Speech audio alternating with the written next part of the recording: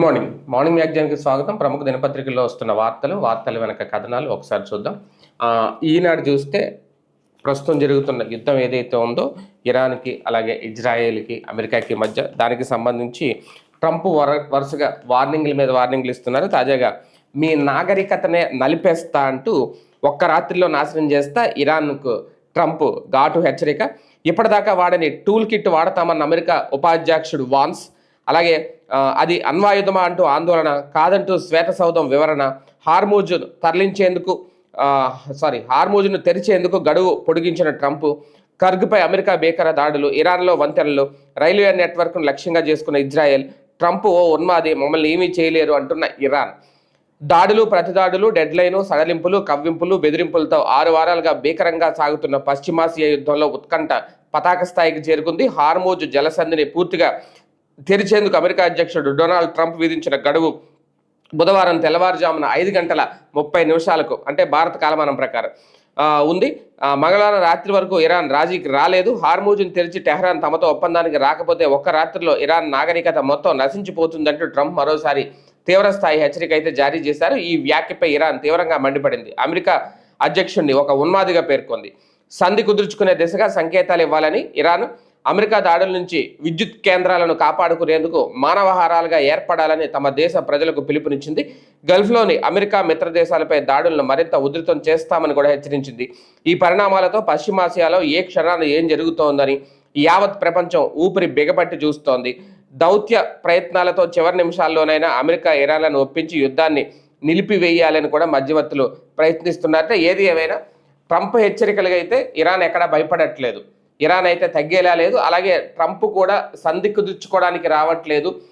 భయపెట్టి ఏదో సాధించాలి, అలా అయితే మేము లొంగేది లేదు అన్నట్టుగానే ఇరాన్ సమాధానం చెప్తుంది. మరి నిజంగా వాళ్ళ నాగరికతను నలిపేస్తారా, మొత్తం ఇరాన్ని లేకుండా చేస్తారా, లేదంటే ఇరాన్తో అనవసరంగా ఇప్పుడు లేనిపోని కయ్యాలు ముదుర్చుకొని మొత్తం ప్రపంచాన్నే తాకట్టు పెట్టేస్తున్నారా ఏంటనేది ఇంకా మరొక 24 గంటల్లో తేలుతుందేమో చూడాలి. అలాగే భారత్, రష్యా, చైనాలు ట్రంప్తో మాట్లాడాలి అంటూ యుద్ధంతో ప్రపంచాన్నంతా రిస్క్లో పెట్టడం సరికాదని చెప్పాలి. ఈ 3 గ్రేట్ పవర్స్ ప్రస్తుతం ఆలోచించాల్సిందే, ధరల గురించి కాదు. తాజాగా ప్రముఖ ఆర్థికవేత్త ప్రొఫెసర్ జెఫ్రీ సాక్స్ ఈ వ్యాఖ్యలు చేశారు. అమెరికా అధ్యక్షుడు ట్రంప్ అలాగే ఇజ్రాయెల్ ప్రధాని నెతన్యాహులు కలిసి ప్రపంచాన్ని ప్రమాదంలోకి నెట్టారు. అమెరికా, ఇజ్రాయెల్ ఇరాన్పై ప్రారంభించిన ఈ యుద్ధం వల్ల ఇప్పటికే ప్రపంచ ఆర్థిక వ్యవస్థకు, ఉత్పత్తికి $1 ట్రిలియన్ ఆర్థిక నష్టం జరిగింది. ఇలా కొనసాగితే ఒకరోజు యుద్ధం వల్ల జరిగే విధ్వంసం నుంచి కోలుకోవడానికి ప్రపంచానికి 60 రోజుల సమయం పడుతోంది. ఆయిల్ రిఫైనరీలు, గ్యాస్ ఉత్పత్తి కేంద్రాలు, పోర్టులు, పైప్ లైన్ల ధ్వంసం వల్ల మౌలిక వస్తువుల పునరుద్ధరణకు నెలలు, సంవత్సరాల సమయం పడుతోంది. ఈ ప్రభావం ఉత్పత్తి అలాగే వ్యవసాయం, రవాణా రంగాలను కోలుకోలేని దెబ్బతీస్తోంది. ఇంధన దిగుమతిపై ఆధారపడిన భారత్ లాంటి దేశాలు భారీ కష్ట నష్టాలను ఎదుర్కోవాల్సి ఉంటుంది అని ప్రముఖ ఆర్థికవేత్త, అమెరికాలోని కొలంబియా విశ్వవిద్యాలయంలో ఎకనామిక్స్ ప్రొఫెసర్ జెఫ్రీ సాక్స్ అన్నారు. అంటే చాలామంది సలహాలు ఇస్తున్నారు యుద్ధాన్ని ఎలా ఆపాలి అనేది. మరి దీనికి సంబంధించి ఇంకా ట్రంప్ తీసుకున్న నిర్ణయం ఎలా ఉంటుంది, అలాగే ఇరాన్ తగ్గుతుందా లేదనేది చూడాలి. ఇక ఆంధ్రప్రదేశ్ వార్తల విషయానికి వస్తే 31 సంస్థలు 39,436 కోట్లు. ఏంటిదంటే పునరుత్పాదక విద్యుత్ పూర్తిగా వినియోగించాలి, ఇతర రాష్ట్రాలకు సరఫరా చేసేలాగా ట్రాన్స్మిషన్ లైన్లు, వ్యవసాయ ఆక్వా వ్యర్థాలతో ఉత్పత్తులు సృష్టించాలి, ఎలక్ట్రానిక్స్పై ప్రత్యేక దృష్టి పెట్టాలి అంటూ చంద్రబాబు నాయుడు గారు కీలక వ్యాఖ్యలు చేశారు.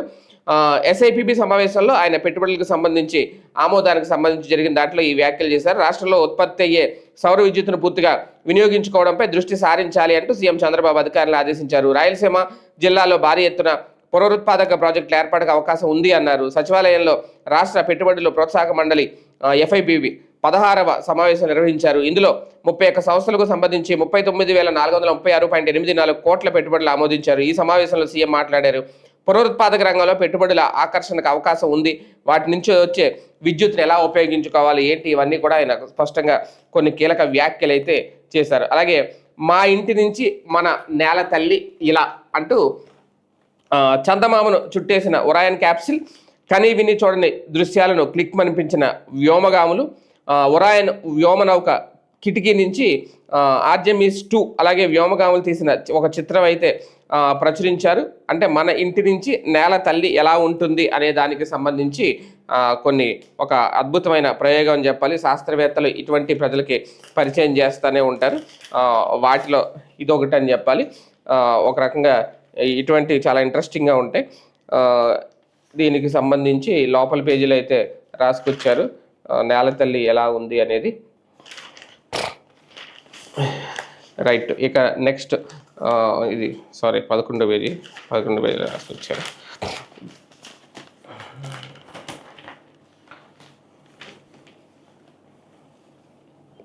ఇందులోనే ఇక్కడ కూడా భారత్, రష్యా, ట్రంప్ గురించి అని రాసుకొచ్చారు. రైట్, చూద్దాం నెక్స్ట్. 6 ఏళ్ల సర్వీసు, అంతులేని అవినీతి. దేవాదాయ శాఖ సహాయ కమిషనర్ శాంతి నివాసంలో అవినీతి నిరోధక శాఖ సోదాలు. తాడేపల్లిలోని 4 చోట్ల ఎక్కాలంలో తనిఖీలు. ఆదాయానికి మించి ఆస్తులు పోగేసినట్లు గుర్తింపు. అరెస్టు చేసి ఏసీబీ కోర్టులో ప్రవేశపెట్టిన అధికారులు. ఈ మధ్యన ఒక పక్క ఎంతో పారదర్శకంగా పాలన చేస్తున్నాం అని చెప్తూ ఉంటారు, కానీ ఇక్కడ చూసుకుంటే ఏమీ ఉండదు. ఇప్పుడు అదే ఇక్కడ అవినీతి అధికారులు, లంచగొండ అధికారులు దొరుకుతూనే ఉన్నారు. ఇక్కడ చూసుకుంటే తాడేపల్లిలో దేవాదాయ శాఖ సహా కమిషనర్ అట తనిఖీల్లో నిందితురాలి వద్ద ఉన్న బంగారు ఆభరణాలు 76 గ్రాములు, ఇంట్లో గుర్తించిన బంగారు ఆభరణాలు 707.19 గ్రాములు, వెండి వస్తువులు 2963 గ్రాములు, 1.13 లక్షల నగదు, అలాగే గృహోపకరణాల విలువ 6.52 లక్షలు. విశాఖపట్నం శివార్ల ఎండాడిలో ఫ్లాట్, తాడేపల్లిలోని కుంచెనపల్లిలో వెళ్ళ, బ్యాంక్ ఖాతాలో నిల్వ 2.84 లక్షలు. అలాగే వాహనాలు ఫోక్స్ వ్యాగను, పోలో కారు, అలాగే వెస్పా మోటార్ సైకిల్ అట. ఎలక్ట్రానిక్ పరికరాలు 3 మొబైళ్ళు, ఒక యాపిల్ మ్యాక్బుక్ ఎయిర్, అలాగే లాకర్ కూడా ఉందా టీంకి. యూనియన్ బ్యాంక్లో లాకర్ కూడా ఉన్నట్లు గుర్తించారు. కోర్టు అనుమతితో లాకర్ తెరవబోతున్నారు. అందులో ఏమైనా విలువైన వస్తువులు ఉన్నాయా అనేది కూడా తేలబోతుంది. ఏది ఏమైనా సర్వీస్లో చేరి పట్టుమని 6 ఏళ్ళు కూడా కాలేదు. మధ్యలో 20 నెలలు సస్పెన్షన్లో ఉన్నారు. అయినా అధికారి కోట్లకు పడగలెత్తారు. అవినీతి నిరోధక శాఖ సోదాల్లో ఆదాయానికి మించిన ఆస్తులు ఉన్నట్లు గుర్తించారు. వైసీపీ ప్రభుత్వ హయాంలో తరచూ వార్తలు నిలిచిన దేవాదాయ శాఖ వివాదాస్పద సహాయ కమిషనర్ కె శాంతి అవినీతి వ్యవహారం ఇది. మంగళవారం అధికారులు నిర్వహించిన సోదాల్లో గుంటూరు జిల్లా తాడేపల్లి పరిసర ప్రాంతాల్లో అవినీతి శాఖ అధికారులు నిర్వహించిన సోదాల్లో ఆమె అక్రమాస్తులు బయటపడ్డాయి. శాంతిని అధికారులు అరెస్ట్ చేసి మంగళవారం రాత్రి విజయవాడలోని ఏసీబీ కోర్టు న్యాయాధికారి ఎదుట హాజరుపరిచారు. కోర్టు ఈ నెల 21 వరకు రిమాండ్ విధించడంతో ఆమెను విజయవాడ జైలుకి అయితే తరలించారు. ఏ ప్రభుత్వాలు మారినా ఇదైతే తగ్గట్లేదు, కంటిన్యూగా ఇదే ఉంది. అనుమతి లేకుండా సీట్ల స్థానంలో బెత్తలు. ఇప్పటికే బస్సు ప్రమాదాలు పెరిగిపోతున్న నేపథ్యంలో గ్యాస్ సిలిండర్, అలాగే లిథియం అయాన్ సెల్ ఫోన్ బ్యాటరీల రవాణా, అగ్ని ప్రమాద నివారణ యంత్రాలు ఏవీ లేవు, నిర్లక్ష్యంగా నడిపిన డ్రైవరు. కర్నూలు బస్సు ప్రమాదం ఏదైతుందో దాని మీద ఆస్కీ నివేదిక. కేవలం సీట్ల బస్సుగా నడిపేందుకే మాత్రమే అనుమతి ఉంది, కానీ 53 సీట్లు తొలగించి వాటి స్థానంలో 43 స్లీపర్ బెత్తలు ఏర్పాటు చేసుకున్నారు. డ్రైవర్ వేగంగా నిర్లక్ష్యంగా బస్సు నడిపారు. ఉల్లంఘనలు ఉన్నా సరే రవాణా శాఖ అధికారులు గుర్తించలేదు. ఫలితంగా 19 మంది ప్రయాణికులు సజీవ దహనమయ్యారు అంటూ administrative staff college of India Aashiqui ఒక నివేదిక అయితే ఇచ్చింది. హైదరాబాద్ నుంచి బెంగళూరు వెళ్తున్న వేమూరి కావేరీ ట్రావెల్స్ బస్సు కర్నూలు వద్ద గత ఏడాది అక్టోబర్లో దగ్ధమై 19 మంది మరణించడంతో ట్రావెల్స్ బస్సులపై రవాణా శాఖ ఆస్కీతో సమగ్ర అధ్యయనం చేయించింది. ఆ నివేదిక తాజాగా రవాణా శాఖకు అందింది. అనేక లోపాలను ఆస్కీ అందులో ప్రస్తావించింది. 2023 మార్చిలో బస్సును సీటర్ నుంచి స్లీపర్గా మార్చినప్పుడు అత్యవసర ద్వారానికి అడ్డంగా పైపులతో నిర్మాణం చేశారు. దీనివల్ల ప్రయాణికులు తప్పించుకునేందుకు అవకాశం లేకుండా పోయింది. ఇది ఆ రోజే గుర్తించారు. వాస్తవానికి అసలు అలాగా పర్మిషన్ ఇచ్చిన అధికారిని ముందు డిస్మిస్ చేయాలి, సస్పెండ్ కూడా కాదు. ఎందుకంటే వీళ్ళు ఎలాగ అనుమతులు తీసుకొని సీట్లతో ఉన్నదాన్ని స్లీపర్ బస్సుకి ఎలా మార్చారు? ఎమర్జెన్సీ డోర్కి అడ్డంగా ఒక సీట్ వేసేసారు, ఒక బెర్త్. ఎందుకు మారుస్తారు అంటే మామూలుగా ఒక 500 వచ్చేది ఇలా చేసుకుంటే ఒక 2000 వస్తుంది ఒక బెర్త్కి. దాంతో ఏమవుద్దంటే 52 సీట్లు 48 ఒక 4 సీట్లు తగ్గినా సరే వీళ్ళకి ఆదాయం పెరుగుతుంది. అయితే దానివల్ల మెయిన్ అత్యవసర ద్వారం కనుక తెరిచేందుకు వీలుగా ఉండుంటే కొంతమంది అయినా బతుకుండేవారు, లేరు కాబట్టి సజీవ దహనం అయ్యారు. ఖచ్చితంగా ఇటువంటి మళ్ళీ పునరావృతం కాకుండా అసలు అలాగ పర్మిషన్ ఇచ్చిన అధికారులను సస్పెండ్ చేయాలి. అలాగే ఎందుకు ఇలాంటి బస్సుల మీద నిరంతర పర్యవేక్షణ ఉండట్లేదు అనే దానికి సంబంధించి కూడా రవాణా శాఖ అధికారులు, అలాగే ఆ మంత్రి ఉన్నారు కదా, ఆయన ఒకసారి సీరియస్గా దీని మీద దృష్టి పెట్టకపోతే ఇలాంటి ప్రమాదాలు మళ్ళీ జరుగుతూనే ఉంటాయి. అలాగే ముంచుకొస్తున్న సూపర్ ఎల్ నినో, మనకు కరువు రావచ్చు. భూమిపై అత్యంత శక్తివంతమైన ఎల్నినో ఈ ఏడాదిలో ఏర్పడవచ్చు అనేది శాస్త్రవేత్తలు హెచ్చరించారు. దీన్ని సూపర్ ఎల్నినోగా వారు అభివర్ణిస్తున్నారు. ఇది జూన్ నుంచి ప్రారంభం కావచ్చని అంచనా వేస్తున్నారు. దీనివల్ల ప్రపంచవ్యాప్తంగా వాతావరణ పరిస్థితులు మారిపోతాయని, ఉష్ణోగ్రతలు భారీగా పెరగవచ్చు అని, ఋతుపవనాలు అసాధారణంగా ఉండొచ్చు అనేది భావిస్తున్నారు. మే నెలలో ఎల్నినో ఏర్పడుతుందని, ఆగస్టు నాటికి బలపడుతుందని European Centre for Medium Range Weather Forecast అంచనా వేసింది. ఆగస్టులో సూపర్ ఎల్నినో ఏర్పడే అవకాశం 22% ఉందని, స్ట్రాంగ్ ఎల్నినో ఏర్పడడానికి 80%, ఒక మోస్తరు ఎల్నినో ఏర్పడేందుకు 98% అవకాశాలు ఉన్నాయని అభిప్రాయపడింది. పసిఫిక్ మహాసముద్రంలోని నీరు అసాధారణంగా వేడెక్కడాన్ని ఎల్నినో అంటారు. ఇది జరిగినప్పుడు ప్రపంచవ్యాప్తంగా గాలుల దిశగా మారి వాతావరణంలో ఊహించిన మార్పులు వస్తాయి. సముద్రపు నీటి ఉష్ణోగ్రత సగటు కంటే 2.5 డిగ్రీలు ఎక్కువగా నమోదైతే దానిని సూపర్ ఎల్నినోగా పరిగణిస్తారు. ఐరోపా, అమెరికా వాతావరణ నమూనాల ప్రకారం ఈసారి ఉష్ణోగ్రతలు ఆ స్థాయిని దాటే అవకాశం ఉంది. గతంలో 1982, 83, 1997, 98, 2015, 16లో ఇటువంటి భారీ మార్పులు సంభవించాయి. కానీ ఈ ఏడాదిలో రాబోయేది గత 100 ఏళ్లలోనే అత్యంత శక్తివంతమైనదిగా ఉండొచ్చు అని అంచనా. జూన్, ఆగస్టు 2026 మధ్యలో ఎల్నినో మొదలై ఏడాది చివరి వరకు కొనసాగే అవకాశం అయితే ఉంది. దీని ప్రభావం వల్ల అధిక ఉష్ణోగ్రతలు, వర్షపాతంలో మార్పులు, సముద్రంలో తుఫాను, అలాగే వర్షపాతం తగ్గిపోవడం వల్ల మధ్య ఉత్తర భారతదేశంలో కరువు కూడా సంభవించే అవకాశాలు ఉన్నాయి అనేది అయితే అంచనా వేస్తున్నారు. ఖచ్చితంగా కరువు వస్తుంది అనేది. అలాగే 26 జిల్లాల ప్రాతిపదికన నియామకాలపై గెజిట్. కేంద్ర ఆదేశాలకు అనుగుణంగా త్వరలో రాష్ట్ర నోటిఫికేషన్. అమల్లోకి రానున్న 6 జోన్లు, 2 మల్టీ జోన్లు. 10న జరిగే మంత్రివర్గ సమావేశం ముందుకు ఈ ప్రతిపాదన. రాష్ట్రంలో 26 జిల్లాలకు సంబంధించి కేంద్రం జారీ చేసిన ఏపీ పబ్లిక్ ఎంప్లాయ్మెంట్ ఆర్డర్ 2025 గెజిట్కి అనుగుణంగా రాష్ట్ర ప్రభుత్వం త్వరలో గెజిట్ని విడుదల చేయబోతోంది. దీని ప్రకారం 26 జిల్లాలు, 6 జోన్లు, 2 మల్టీ జోన్లు అమల్లోకి రానున్నాయి. ఉద్యోగ నియామకాలు, బదిలీలకు దీన్నే ప్రామాణికంగా తీసుకుంటారు. ఈ మేరకు ప్రతిపాదన సాధారణ పరిపాలన శాఖ కేబినెట్ ఆమోదం కోసం పంపింది. ఈ నెల 10న జరిగే మంత్రివర్గ సమావేశం ముందుకు ఈ ప్రతిపాదన రాబోతోంది. ప్రస్తుతం స్థానికేతర కోటా జిల్లా స్థాయి నియామకాల్లో 80:20 నిష్పత్తి, అలాగే జోనల్ స్థాయిలో 70:30గా ఉంది. ఇప్పటి వరకు రాష్ట్ర స్థాయి పోస్టులుగా ఉన్నవి మల్టీ జోన్ పోస్టులుగా మారనున్నాయి. ఇక నుంచి నేరుగా చేపట్టే అన్ని స్థాయిల ఉద్యోగ నియామకాల్లో, అంటే డైరెక్ట్ నియామకాలు, 95% స్థానికులకు, 5% స్థానికేతరులకు కోటా ఉంటుంది. స్థానికతను ఇప్పటివరకు ఉమ్మడి 13 జిల్లాలను ప్రామాణికంగా తీసుకోగా కొత్త గెజిట్ ప్రకారం 26 జిల్లాలను తీసుకుంటారు. కొత్తగా మరో 2 జిల్లాలు ఏర్పాటు చేయడంతో 28 జిల్లాలకు కొత్త గెజిట్ నోటిఫికేషన్ కోసం కేంద్రానికి ప్రతిపాదన పంపనున్నారు. జాబ్ క్యాలెండర్లో పేర్కొన్న ఉద్యోగాల నోటిఫికేషన్ నాటికి 28 జిల్లాల గెజిట్ నోటిఫికేషన్ వస్తే దాని ప్రకారమే నియామకాలు అయితే చేపడతారు అనేది. మొత్తానికి నియామకాలపై ఒక గెజిట్ అయితే వచ్చేస్తుంది, రెడీ కాబోతోంది. దాని ద్వారా ఎలాంటి మార్పులు వస్తాయి ఏంటి అనేది అయితే ఇంకా చూడాల్సిన అంశం ఉంది. అలాగే ఋషికొండ భవనాలకు మోక్షం ఎప్పుడు? ఋషికొండ భవనాలకు సంబంధించి ఒక వార్త అయితే హైలైట్ చేశారు ఇక్కడ. వినియోగంపై 2 ఏళ్లుగా ప్రభుత్వం మేనమేషాలు, మంత్రివర్గం ఉపసంఘం ఉదాసీనత, అసంతృప్తి వ్యక్తం చేసిన చర్యలు శూన్యం. కూటమి అధికారంలోకి వచ్చి దాదాపు 2 ఏళ్ళు అవుతున్న విశాఖపట్నంలోని ఋషికొండపై వైసీపీ హయాంలో నిర్మించిన భవనాలను వినియోగంలోకి తేకపోవడంతో విమర్శలు వస్తున్నాయట. పర్యాటక రిసార్ట్ల ముసుగులో అప్పటి సీఎం జగన్ తన వ్యక్తిగత విలాసాల కోసం 452 కోట్లు ప్రజాధనం దుర్వినియోగం చేసి ఈ భవనాలను కట్టారు. అయితే ఆ ప్యాలెస్లను అటు ప్రభుత్వ అవసరాలకు వినియోగించడం కానీ, ప్రభుత్వ ఆదాయం వచ్చేలా ఆతిథ్య రంగ సంస్థలు కేటాయించడం కానీ చేయలేదు. దీనికి పరిష్కారం కనుగొనేందుకు 3 మంత్రులతో నియమించిన మంత్రివర్గ ఉపసంఘం గుర్తొచ్చినప్పుడు ఒక సమావేశం పెడుతూ కాలం నెట్టుకొస్తోంది. నిర్దిష్ట గడువులోగా ఆచరణాత్మక పరిష్కారం కనుగొని భవనాలను వినియోగంలోకి తేవాలన్న చిత్తశుద్ధి ఉపసంఘంలోనూ అధికారులను కనిపించట్లేదు. ఉపసంఘం తీరుపై 2025 డిసెంబర్ 11న జరిగే మంత్రివర్గ సమావేశంలో ముఖ్యమంత్రి చంద్రబాబు అసంతృప్తి వ్యక్తం చేశారు. ఉప ముఖ్యమంత్రి పవన్ కళ్యాణ్ కూడా జోక్యం చేసుకుని త్వరగా పరిష్కారం కనుగొనాలని ఉపసంఘం సభ్యుడు రాష్ట్ర పర్యాటక శాఖ మంత్రి కందుల దుర్గేష్ సూచించారు. అయినా ఇంతవరకు ఎలాంటి పురోగతి లేదు. ఇది మాత్రం వాస్తవం. ఎందుకంటే ఓకే, జగన్ కట్టారా, ఎవరు కట్టారా, ప్రజాధనం 452 కోట్లు దుర్వినియోగం అయ్యిందా లేదా అనేది పక్కన పెడితే ఖచ్చితంగా దాన్ని ఉపయోగించుకోవాలి. దాని ద్వారా ఆదాయం వచ్చే మార్గం ఏదైనా చూడాలి. ప్రభుత్వం ఎన్నో చేస్తుంది. చంద్రబాబు నాయుడు గారికి ఎంతో అనుభవం ఉంది. 452 కోట్ల రూపాయలతో కట్టిన భవనాన్ని నిరుపయోగంగా అలా వదిలేసి కాకుండా దాని ద్వారా ఆదాయం తెచ్చే ఆలోచన ఆయనకి లేదా, విజన్ లేదా? ఖచ్చితంగా ఉంటుంది. కాకపోతే దాని మీద ఒక ప్రాసెస్ ప్రకారం జరగాలి కాబట్టి ఒక కమిటీ అయితే వేశారు. ఆ కమిటీ తాత్సారం చేస్తుందా, ల్యాగ్ అవుతుందా ఏంటి అనేది ఇంకా వాళ్ళే ఆలోచించాలి. బాబు గారు ఏంటనేది చెప్పాలి. ఇక సాక్షి వియ్యంకుల ప్యాకేజీ, బాబుకి బాక, DP2లో వాటా ఇక్కడ ప్రధానంగా హైలైట్ చేశారు సాక్షిలో. అమరావతి ముసుగులో దోచుకో, పంచుకో, తినుకో. ఈనాడు కిరణ్ వియ్యంకుడి కంపెనీ RVR ప్రాజెక్టులు, పలు కాంట్రాక్టులతో భారీ లబ్ధి. అమరావతిలో 13 సాగునీటి ప్రాజెక్టుల్లో 4 ప్యాకేజీలతో 6,859.95 కోట్లు పనులు పొందారు. మొబిలైజేషన్ అడ్వాన్స్ రూపంలో ఏకంగా 685.99 కోట్ల చెల్లింపులు. అంచనా వ్యయం పెంచేసి అధిక ధరలకు కట్టబెట్టడం ద్వారా భారీగా ప్రయోజనం.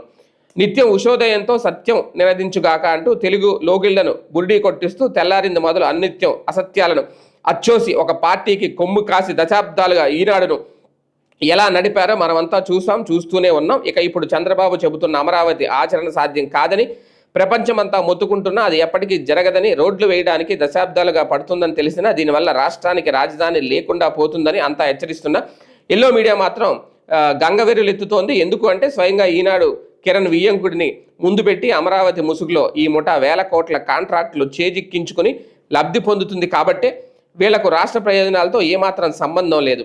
మచిలీపట్నం, విజయవాడ, గుంటూరు అనుసంధానించే మావిగన్ కారిడార్ వల్ల తక్కువ ఖర్చుతో శరవేగంగా ఏపీ రాజధాని సాకారం అవుతుంది.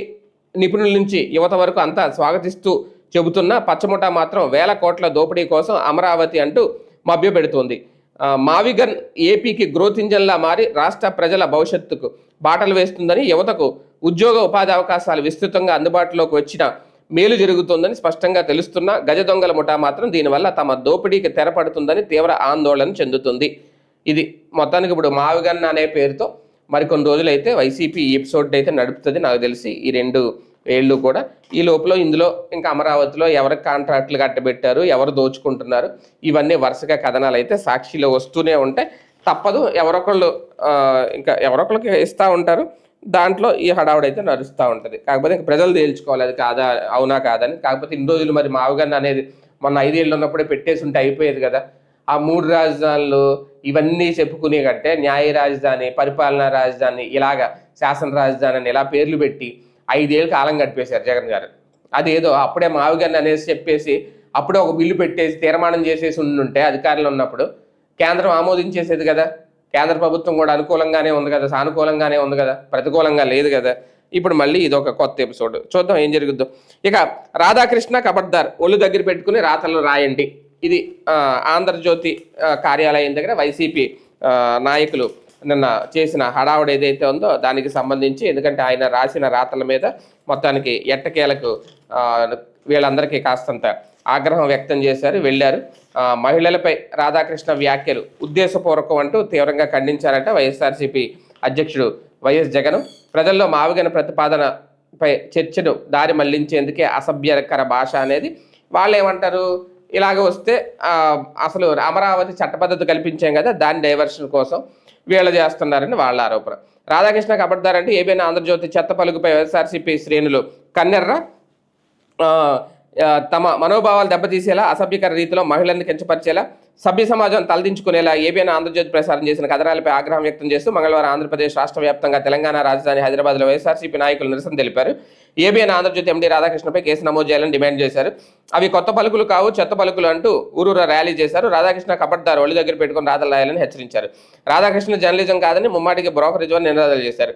ఏబీఎన్ ఆంధ్రజ్యోతి ప్రతులను పలు చోట్ల మంటల్లో వేసి తగలబెట్టారు. ఏబీఎన్ రాధాకృష్ణ చిత్రాలతో ఉన్న ప్లకార్డులకు నిప్పు పెట్టారు. రాధాకృష్ణపై కేసు నమోదు చేయాలని పలు పోలీస్ స్టేషన్లో ఫిర్యాదు చేశారు. రాష్ట్రంలో ఏ మహిళను దూషించినా చర్యలు తీసుకుంటామని పలుమార్లు డైలాగులు కొట్టిన నారా లోకేష్, హోంమంత్రి అనిత ఏబీఎన్పై రాధాకృష్ణపై ఎందుకు ఒక్క మాట కూడా మాట్లాడట్లేదని ప్రశ్నించారు. సీఎం, డిప్యూటీ సీఎం ఎందుకు నోరు మెదపలేదని నిలదీశారు. పైగా శాంతియుతంగా నిరసన తెలియజేస్తున్న వారిపై విష ప్రచారాలు, తప్పుడు ఆరోపణలు చేస్తుండడం దుర్మార్గం అంటూ మండిపడ్డారు. ఇక్కడ అంటే ఇదంతా మొత్తం ఒక పేజ్ దీనికోసం కేటాయించింది సాక్షి. ఎందుకంటే రాష్ట్ర వ్యాప్తంగా చేశారు కాబట్టి తప్పదు, కేటాయించాలి.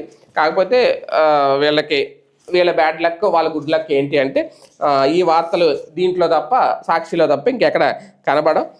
వీళ్ళ సోషల్ మీడియాలో కాస్తంత కనిపిస్తుంది. లేకపోతే అసలు వైసీపీ ఇలాంటి యాజిటేషన్ చేసిందని రాధాకృష్ణ గారు రాసిన రాతలు కూడా ఎవరికీ తెలియవు. అది ఎందుకంటే యాజిటేషన్ చేస్తేనే తప్పు అని తెలుస్తుంది, లేదంటే ఎవరికి తెలియదు. ఓకే, మొత్తానికి యాజిటేషన్ అయితే చేశారు. ప్రజాదరణ ఎంతవరకు పొందారు అనేది ఇంక భవిష్యత్తులో చూడాలి. ఇప్పుడైతే తెలియదు కదా. ఇక 10th స్పాట్ ఫెయిల్, వికటించిన విద్యాశాఖ ప్రయోగాలట. పనిచేయని ట్యాబ్లు, ఇంటర్నెట్, స్పాట్ కేంద్రాల్లో అర్ధరాత్రి వరకు ఉపాధ్యాయుల అవస్థలు. పాఠశాల విద్యాశాఖలో ప్రయోగాలు వికటించాయి. ముఖ్యంగా సంస్కరణల పేరుతో కోట్లు ఖర్చు పెట్టి 10వ తరగతి పరీక్షల విషయంలో అమలు చేసిన విధానాలు బెడిసికొట్టాయి. ఈ విద్యా సంవత్సరంలో ఆటోమేషన్ పేరుతో అడ్డదిడ్డంగా ఇన్విజిలేషన్ డ్యూటీలు వేశారు. అప్పుడు జరుగుతున్న తప్పులను సరిచేసుకోకుండానే అదే ఆటోమేషన్ను 10వ తరగతి స్పాట్ వాల్యుయేషన్ విధులకు కూడా వర్తింపజేశారు. దీంతో సబ్జెక్టులు బోధించిన వారికి కూడా స్పాట్ వాల్యుయేషన్ డ్యూటీలు పడ్డాయి. ఉపాధ్యాయులు ఎంత మూతుకున్నా పట్టించుకోకుండా పేపర్లు దిద్దాల్సిందేనంటూ ఉన్నతాధికారులు హుకుం జారీ చేశారు. దీంతో విద్యార్థులకు మార్కులు ఏ విధంగా వస్తాయోనని సర్వత్రా ఆందోళన వ్యక్తం అవుతుందట. రాష్ట్రంలో 10వ తరగతి పరీక్షలు మార్చి 16 నుంచి ఈ నెల 2 వరకు జరిగాయి. దాదాపు 6.20 లక్షల మంది విద్యార్థులు హాజరయ్యారు. సోమవారం నుంచి ప్రారంభమైన జవాబుపత్రాల మూల్యాంకనం 10 రోజుల్లో పూర్తి చేయాలని అధికారులు లక్ష్యంగా పెట్టుకున్నారు. మూల్యాంకన విధుల్లో chief examiner, assistant examiner, special అసిస్టెంట్లు తదితర సిబ్బంది 20,000 మందిని ఆటోమేషన్ ద్వారా నియమించారు. వారికి క్యాడర్ల ఆధారంగా చేయాల్సిన విధులపై కనీస శిక్షణ కూడా ఇవ్వకుండా మూల్యాంకనం సెంటర్లు పంపించారు. వాస్తవానికి మూల్యాంకనం ప్రారంభమయ్యే నాటికి సిబ్బంది ఎంపిక శిక్షణ పూర్తవ్వాలి. కానీ మంగళవారం కూడా చీఫ్ ఎగ్జామినర్, అలాగే అసిస్టెంట్లు, ఎగ్జామినర్లు, స్పెషల్ అసిస్టెంట్లను ఎంపిక చేసి స్పాట్ కేంద్రాలకు పంపినట్లు తెలిసింది. దీనిని బట్టి పరిస్థితి ఎంత దయనీయంగా ఉందో అర్థం చేసుకోవచ్చు. చాలా చోట్ల ఇంటర్నెట్, ట్యాబులు కూడా పనిచేయలేదట. మొత్తానికి ఈ వ్యూహం బెడిసి కొట్టింది అంటూ సాక్షి ఇక్కడ ప్రధానంగా హైలైట్ చేసింది. మద్యం అక్రమ కేసులో కసిరెడ్డికి బెయిల్ A1గా ఉన్నారు. అలాగే 51వ నిందితుడు రోనక్ కుమార్కి కూడా హైకోర్టులో బెయిల్ మంజూరైందట. నిజంగా ఈ పేరు చాలా మందికి తెలియదు. మద్యం విధానంపై అక్రమ కేసులో మొదటి నిందితుడైన కేసిరెడ్డి రాజశేఖర రెడ్డికి హైకోర్టు బెయిల్ మంజూరు చేసింది. అలాగే 51వ నిందితుడిగా ఉన్న రోనక్ కుమార్ బస్రాజ్ పల్గొట్టాకు సైతం న్యాయస్థానం బెయిల్ ఇచ్చింది. ఈ సందర్భంగా పలు షరతులు విధిస్తూ హైకోర్టు న్యాయమూర్తి డాక్టర్ జస్టిస్ వెంకట జ్యోతిర్మయి ప్రతాప మంగళవారం తీర్పు వెలువరించారు. మద్యం అక్రమ కేసులో మొదటి నిందితుడైన కేసిరెడ్డిని సిట్ అధికారులు గతేడాది ఏప్రిల్ 21న శంషాబాద్ విమానాశ్రయంలో అరెస్ట్ చేయగా అప్పటి నుంచి జ్యుడిషియల్ కస్టడీలో ఉన్నారు. గతేడాది చివరిలో బెయిల్ కోసం ఆయన దాఖలు చేసిన పిటిషన్ హైకోర్టు కొట్టేసింది. కేసిరెడ్డి సమీప బంధువు ముప్పిడి అవినాష్ రెడ్డి పరారీలో ఉన్న నేపథ్యంలో బెయిల్ ఇవ్వడం సాధ్యం కాదని పేర్కొంది. దీనిపై ఆయన సుప్రీంకోర్టును ఆశ్రయించారు. సుప్రీంకోర్టు సైతం ఆయన బెయిల్ పిటిషన్ కొట్టేస్తూ ఈ ఫిబ్రవరిలో ఉత్తర్వులు జారీ చేసింది. దీంతో బెయిల్ కోసం కేసిరెడ్డి గత నెలలో మరోసారి పిటిషన్ దాఖలు చేశారు. ఆయన బెయిల్ పిటిషన్ పెండింగ్లో ఉండగానే ముప్పిడి అవినాష్ రెడ్డి సుప్రీంకోర్టుకు బెయిల్ మంజూరు చేసింది. ఈ క్రమంలో కేసిరెడ్డి పిటిషన్పై వాదనలు విన్న న్యాయమూర్తి జస్టిస్ వెంకట జ్యోతిర్మయి ప్రతాప బెయిల్ మంజూరు చేస్తూ తాజాగా తీర్పు అయితే వెలువరించారు. మొత్తానికి ఈ నియమంలో కేసిరెడ్డి ఈ మద్యం కేసు వ్యవహారంలో దీని మీద అయితే బెయిల్ మీద బయటకు అయితే వచ్చారు. కాకపోతే కొన్ని నిబంధనలు ఉన్నాయి కాబట్టి దీని గురించి ఏం మాట్లాడకపోవచ్చు. లేదు అసలు ఏం జరిగింది ఏంటి ఏమన్నా చెప్తారా మరి ప్రపంచానికి, ప్రజలకి అనేది అయితే మాత్రం చూడాలి. ఇక సీమకు చంద్రబాబు వెన్నుపోటు ఇదైతే హైలైట్ చేసింది సాక్షి. రాయలసీమ నీటి హక్కుపై తెలంగాణతో సీఎం చంద్రబాబు చీకటి ఒప్పందం అంటూ, ఎందుకంటే మొన్న మాట్లాడారు కదా, ఈ నేపథ్యంలో బొమ్మన కరుణాకర్ రెడ్డి గారు కీలక వ్యాఖ్యలు చేశారు. రాయలసీమలో పుట్టి రాయలసీమలో పెరిగి రాయలసీమ ఓట్లతో గెలిచిన సీఎం అయిన చంద్రబాబు సొంత గడ్డకి వెన్నుపోటు పొడిచారు. అనేక దశాబ్దాలుగా నీటి కోసం అల్లాడుతున్న సీమ ప్రజలకు ఇన్సూరెన్స్ లాంటి రాయలసీమ ఎత్తిపోతల పథకాన్ని వైఎస్ జగన్మోహన్ రెడ్డి చేపట్టారు. అయితే తెలంగాణ సీఎంతో చంద్రబాబు చీకటి ఒప్పందం చేసుకుని దాన్ని నిలిపేశారు. సీమ రైతులకు మరణ శాసనం రాస్తున్నారు అంటే వైఎస్ఆర్సీపీ నేతలు ధ్వజమెత్తారు. రాయలసీమ ఎత్తిపోతల పథకం భవిష్యత్తు కార్యాచరణ, గ్రేటర్ రాయలసీమలో ప్రాజెక్టులపై చంద్రబాబు నిర్లక్ష్య వైఖరిపై మంగళవారం తిరుపతిలో వైఎస్ఆర్సీపీ నేతల చర్చాగోష్ఠి నిర్వహించారు. వైఎస్ఆర్సీపీ తిరుపతి, చిత్తూరు జిల్లాల అధ్యక్షుడు బొమ్మన కరుణాకర్ రెడ్డి ఆధ్వర్యంలో నిర్వహించిన ఈ చర్చాగోష్ఠికి greater Rayalaseema task force chairman Sake Sailajanath ముఖ్య అతిథిగా హాజరయ్యారు.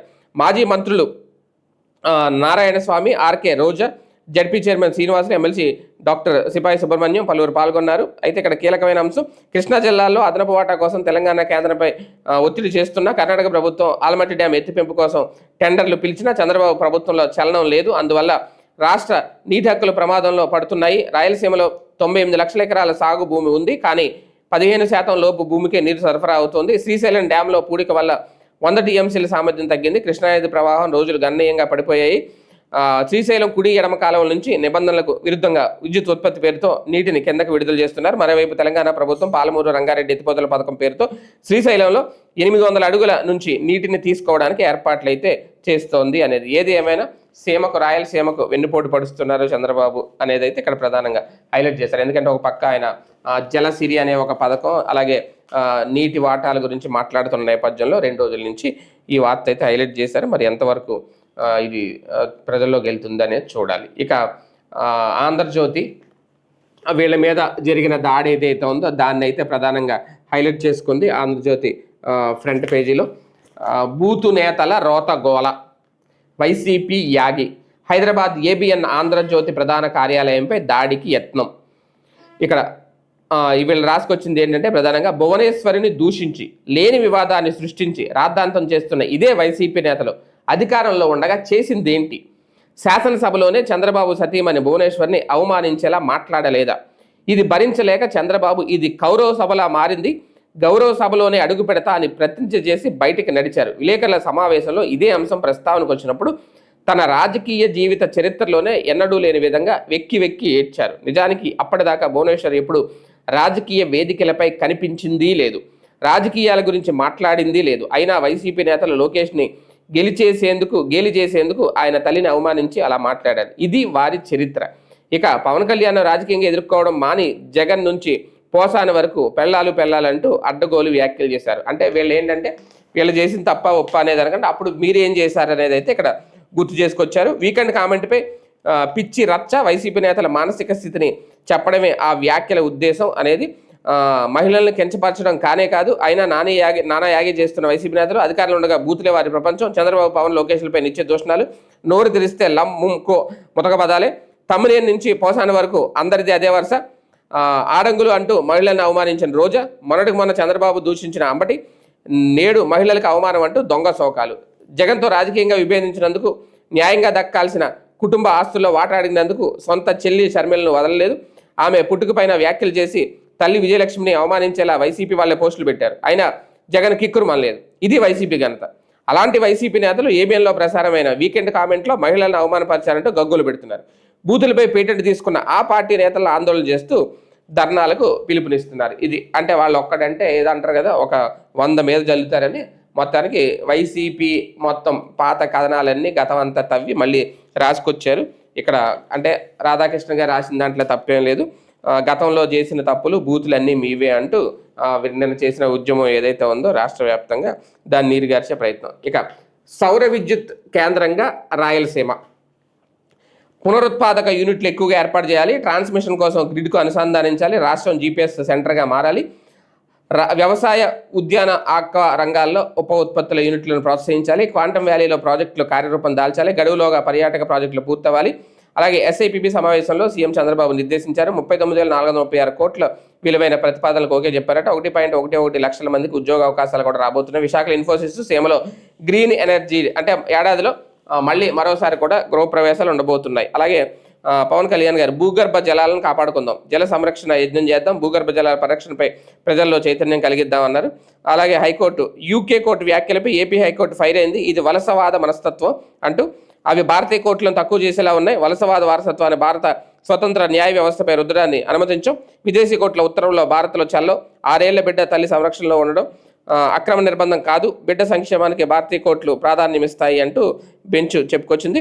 త్వరలోనే స్థానిక ఎన్నికలు, ఆ దిశగా ప్రభుత్వ ఆలోచన. వారంలో ఎస్ఈసి నియామకం, గవర్నర్ చేరిన ఫైలు, బీసీ జనాభా లెక్క 10 రోజుల్లో పూర్తి. మరిన్ని వివరాలతో అఫిడవిట్ వేస్తాం, విషయాలన్నీ పరిగణలోకి తీసుకోండి, తర్వాతే ఉత్తర్వులు జారీ చేయండి. హైకోర్టుకు ఏజీ దమ్మాలపాటి అయితే నివేదన. అలాగే దేవాదాయ శాఖ ఏసీ శాంతి అరెస్టును కూడా ఇక్కడ ప్రధానంగా హైలైట్ చేశారు. మరోవైపు ఈ రాత్రికి అంతం చేస్తాం, ఒక నాగరికత తుడిచిపెట్టుకుపోతోంది అంటూ ఇరాన్ మీద ట్రంప్ చేసిన వ్యాఖ్యలను కూడా ఇక్కడ ప్రధానంగా హైలైట్ చేశారు. దీంతో పాటు ఇక్కడ కీలక కోమాలో మొజ్తబా కొమానీ, ఈయన కొమానీ తీవ్రంగా ఉందట ఆరోగ్య పరిస్థితి, నిర్ణయాలు తీసుకోలేని స్థితిలో సుప్రీం లీడర్ ఉన్నారట. ఇరాన్ సుప్రీం లీడర్ మొజ్తబా కొమేనీ ఆరోగ్యంపై కొత్త విషయం వెలుగులోకి వచ్చింది. ఆయన ఆరోగ్య పరిస్థితి తీవ్ర విషమంగా ఉందట. అపస్మారక స్థితిలో ఉన్న ఆయన ఇరాన్ నగరం కోమ్లోని ఆసుపత్రిలో చికిత్స పొందుతున్నట్లు అంతర్జాతీయ వార్తా సంస్థలు కథనాలు ప్రచురించాయి. అమెరికా ఇజ్రాయెల్ నిఘా వర్గాల సమాచారం మేరకు టైమ్స్ పత్రిక కథనం ప్రకారం 56 ఏళ్ల మొజ్తబా కొమేనీ ఆరోగ్యం చాలా విషమంగా ఉంది. పాలనాపరంగా ఆయన ఏ నిర్ణయం తీసుకునే పరిస్థితిలో లేరు. ఫిబ్రవరి 28న ఆయతుల్లా అలీ కొమేనీపై దాడి జరిగిన సమయంలోనే మొజ్తబా కూడా తీవ్రంగా గాయపడ్డారు. దీనివల్ల ఆయన దేశాన్ని ముందుకు నడిపే స్థితిలో లేరు. కోమ్లో చికిత్స పొందుతున్నారు. కాగా ఇరాన్ సుప్రీం లీడర్ ఎక్కడ ఉన్నారనేది యుద్ధం మొదలైన తర్వాత తొలిసారి ప్రపంచానికి తెలిసింది. ఎటకేలకు అమెరికా ఇజ్రాయెల్ నిఘా వర్గాలు మొజ్తబా ఆచూకీ కనుగొన్నాయి. కోమ్ నగరం టెహ్రాన్కు దక్షిణంగా 140 కిలోమీటర్ల దూరంలో ఉంటుంది. షియా ముస్లింలకు ఈ నగరం చాలా పవిత్రమైంది. ఇస్లామిక్ రిపబ్లిక్ మత రాజధానిగా ప్రసిద్ధికి ఎక్కింది. యుద్ధం తొలి రోజుల్లోనే మొజ్తబా కొమేనీ గాయపడ్డారని ఇరాన్ కూడా ధృవీకరించింది. మొత్తానికి ఇప్పుడు ఈయన కోమాలో ఉన్నారా, ఆసుపత్రిలో ఉన్నారు. మరి ఇరాన్ సుప్రీంకి ఆ పరిస్థితి వస్తే యుద్ధం సంగతి ఏంటి, ఎప్పుడు తేలుతుంది, దీన్ని క్లోజ్ చేస్తారా లేదనే చూడాలి. మరో వార్త ఇక్కడ ఎయిర్ ఇండియా విమాన టికెట్ల ధరలు అయితే ఒక్కసారిగా పెరిగిపోయినాయట. దేశీయ విమానాలపై 299 రూపాయల నుంచి 899 రూపాయల వరకు ఇంధన సర్ఛార్జీ పెంచేశారు. అలాగే దేశ అంతర్జాతీయ విమానయానం మరింత భారంగా మారబోతుంది. ఎయిర్ ఇండియా గ్రూప్ విమాన టికెట్లపై ఇంధన సర్ఛార్జీలు పెంచాలని నిర్ణయించింది. విమానాల ప్రయాణ దూరాన్ని బట్టి సర్ఛార్జీలు విధించింది. దేశీయ విమాన సర్వీసులపై $299 నుంచి $899 వరకు, అంతర్జాతీయ విమాన సర్వీసులపై $24 నుంచి $280 వరకు ఇంధన సర్ఛార్జీని విధించినట్లు మంగళవారం వెల్లడించింది. సవరించిన ఇంధన ఛార్జీలు విదేశీయ ప్రయాణికులకు బుధవారం నుంచి, అంతర్జాతీయ ప్రయాణికులకు 10వ తేదీ నుంచి అమల్లోకి వస్తాయని పేర్కొంది.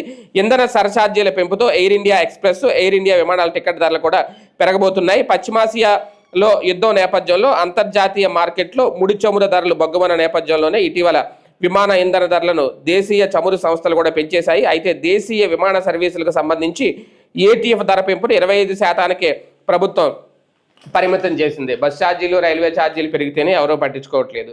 అందులోకి విమానాల్లో ప్రయాణించే వాళ్ళంటే సాధారణ ప్రజలైతే ఎవరూ ప్రయాణించరు, ఎక్కువ రిచ్ పీపుల్ ఉంటారు. దాంతో వాళ్ళకి ఈ ఛార్జ్ పెంచినంత మాత్రాన పెద్దగా ఆలోచించేసి అదేవిధంగా లాస్ అయిపోతుందని అనుకుంటే అవివేకమే. ఖచ్చితంగా దాని ప్రభావం అయితే ఉండదు, కాకపోతే ఆదాయం అయితే పెరుగుద్ది, అదైతే పక్క.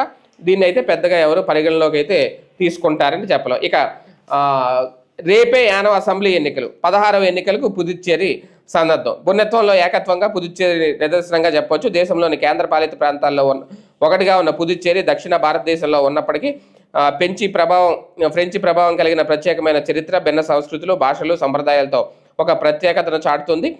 దేశానికి 1947లో స్వాతంత్రం వచ్చినప్పటికీ 1954 వరకు పుదుచ్చేరి ఫ్రెంచ్ పాలనలో ఉంది. ఫ్రెంచ్ ప్రభుత్వంతో చేసిన ఒప్పందానికి అనుగుణంగా 1967లో 14వ రాజ్యాంగ సవరణ ద్వారా కేంద్రం పుదుచ్చేరిని కేంద్రపాలిత ప్రాంతంగా ప్రకటించారు. 1954 నుంచి 63 మధ్యకాలంలో 2 సార్లు, 1955 నుంచి 59 మాత్రమే ప్రాతినిధ్య శాసనసభ ఎన్నికలు జరిగాయి. ఫ్రెంచ్ పాలన నుండి భారతదేశంలో విలీనమైన తర్వాత తొలిసారిగా 1959, రెండోసారి 1964లో ప్రజాస్వామ్యబద్ధంగా పుదుచ్చేరి శాసనసభ ఎన్నికలు జరిగాయి. రైట్, మొత్తానికి అయితే 8వ అసెంబ్లీ ఎన్నికలు కూడా కాస్తంత హీట్ పెంచుతున్నాయి. ఎందుకంటే పుదుచ్చేరిలో భాగం, ఇదొక నియోజకవర్గం. ఏం జరుగుతుంది ఏంటి, ఎవరు గెలుస్తారు, ఇక్కడ హోరాహోరీగా అయితే ఉన్నాయి రెండు పార్టీలు కూడా. ఎందుకంటే డిఎంకే, ఏడిఎంకే ప్రభావం ఉంటుంది కాబట్టి ఇక్కడ ఏం జరుగుద్ది అనేది. అలాగే ఆడారు అవినీతి ఆట, ఇక్కడ ఇది ఎప్పటి నుంచో నానుతుంది, ఏం జరుగుద్ది ఫైనల్గా అనేది చూడాలి. మరొకసారి అయితే ప్రస్తావించింది ఆంధ్రజ్యోతి. ప్రధానంగా రోజా బైరెడ్డిపై క్రిమినల్ కేసులు పెట్టండి, ఆడదాం ఆంధ్రపై ముగిసిన విజిలెన్స్ విచారణ. వైసీపీ ప్రభుత్వ హయాంలో ఆడదాం ఆంధ్ర అంటూ రాష్ట్రంలో సాగిన అవినీతి ఆటపై విజిలెన్స్ నివేదిక ప్రభుత్వానికి చేరింది. ఈ వ్యవహారంపై సుదీర్ఘకాలం పాటు లోతైన విచారణ చేపట్టిన విజిలెన్స్ అధికారులు అవినీతిలో అప్పటి క్రీడాశాఖ మంత్రి రోజా, శాప్ మాజీ చైర్మన్ బైరెడ్డి సిద్ధార్థ్ రెడ్డి కీలక పాత్ర పోషించారని నిర్ధారించారు. వీరిద్దరిపైన క్రిమినల్ కేసులు నమోదు చేయాలని ప్రభుత్వానికి సిఫార్సు చేశారు. వీరితో పాటు అప్పటి శాప్ ఇన్ఛార్జ్ ఎండి హర్షవర్ధన్పై క్రమశిక్షణ చర్యలు తీసుకోవాలని సూచించారు. అలాగే అప్పటి school education commissioner Suresh Kumar, మరో ఐఏఎస్ అధికారి ధ్యాన్ చంద్తో పాటు రిటైర్డ్ ఐఏఎస్ అధికారిని వాణి మోహన్ పైన తగు చర్యలు తీసుకోవాలని కోరారు. శాప్లోని ఐటీ విభాగంలో పనిచేసే వారు సైతం ఈ అవినీతికి పూర్తిగా సహకరించారని, వారిపైన తగు చర్యలు తీసుకోవాలని సూచించారు. ఓట్ల కోసం ఆటలు, ఎన్నికలకు ముందు ఓట్లాటకు తెరలేపిన వైసీపీ నేతలు ఆడదాం ఆంధ్ర పేరిట యువతను మభ్యపెట్టేందుకు ప్రయత్నించారు. కానీ ఇందులోనూ అనేక అవకతవకలకు పాల్పడ్డారు. నిధులు పక్కదారి పట్టించి జోబులు నింపుకున్నారు. శాప్ కూడా నిబంధనలకు తూట్లు పొడుస్తూ క్రీడాకారులకు అన్యాయం చేసింది. సాధారణంగా శాప్ 16 ఏళ్ల లోపు వారికి సబ్ జూనియర్ విభాగం, 16 నుంచి 20 ఏళ్ల లోపు వారిని జూనియర్ విభాగం, 20 ఏళ్లు పైబడిన వారిని సీనియర్ విభాగం కింద పరిగణించి పోటీలు నిర్వహిస్తుంది. అయితే జగన్ చెప్పిన ఆడదాం ఆంధ్రలో 17 ఏళ్లు దాటిన వారిని అనర్హులుగా ప్రకటించారు. మరికొన్ని రోజులు ఆగితే వారికి ఓట్లు హక్కు వస్తుంది. ఆ ఓట్లన్నీ గంపగుత్తుగా తమకే పడతాయన్న ఆలోచనతో ఈ నిబంధన తీసుకొచ్చారు. అలాగే క్రీడా పరికరాలు కొనుగోలు దగ్గర నుంచి ఆటగాళ్లకు కల్పించే వసతి భోజనాల్లో భారీగా దోచేసినట్లు విజిలెన్స్ విచారణలో తోలింది. మొత్తం 40 కోట్ల నిధులు దుర్వినియోగం అయ్యాయట వీళ్ళు చెప్తున్న లెక్క. ఇంతకుముందు 100 కోట్లు అన్నారు, ఇప్పుడు మళ్ళీ 40 కోట్లు అంటున్నారు. ఓకే, ఏదేమైనా ఇప్పుడు బైరెడ్డి సిద్ధార్థ్ రెడ్డి మీద, రోజా గారి మీద, ఇద్దరి మీద కూడా కేసు పెడతారేమో, అరెస్ట్ చేస్తారేమో ఫైనల్గా. అదే ఒక ఆలోచన అయ్యి ఉంటుంది. ఓకే, ఏది ఏమైనా ఏది జరిగినా మన మంచిగా అనుకుని వైసీపీ ముందుకు వెళ్ళడం తప్ప చేసేది ఏమి లేదు ఇక్కడ. ఫైనల్గా ఇది ఏబిఎన్ కార్యాలయంపై వైసీపీ దాడి, ఇదే మొత్తం మీద రాసుకొచ్చారు. ఓవరాల్గా చూసుకుంటే ఇది ఇవాల్టి వార్తాపత్రికలు, వాటి వెనక కథనాలు. ఇది ఇవాల్టి మార్నింగ్ మ్యాగజైన్.